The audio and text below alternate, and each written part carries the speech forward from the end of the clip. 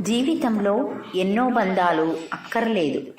ఉన్న కొన్ని బంధాలలో అయినా జీవం ఉంటే చాలు.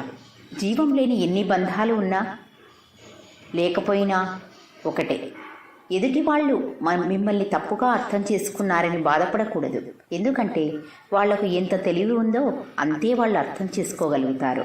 అందులో వారి తప్పేమీ లేదు. వారి బుద్ధి అంత చిన్నది అని మనం అర్థం చేసుకోవాలి.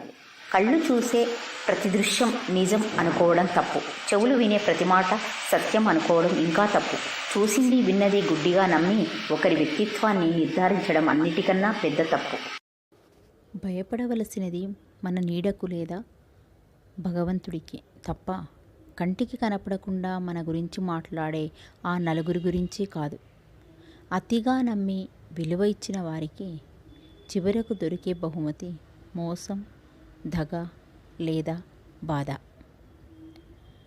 పరిచయమైన కొత్తలో చాలా ప్రేమ, అభిమానం చూపిస్తారు. అదంతా చివరి వరకు ఉండదు. మన అవసరం ఏమీ లేదని తెలిసాక మనతో మాట్లాడటానికి కూడా వారికి ఇష్టం ఉండదు. దూరం ఎలా పెట్టాలి అని ఆలోచించి ఏదో ఒక సాకు చెబుతారు. ఇదే ప్రపంచం.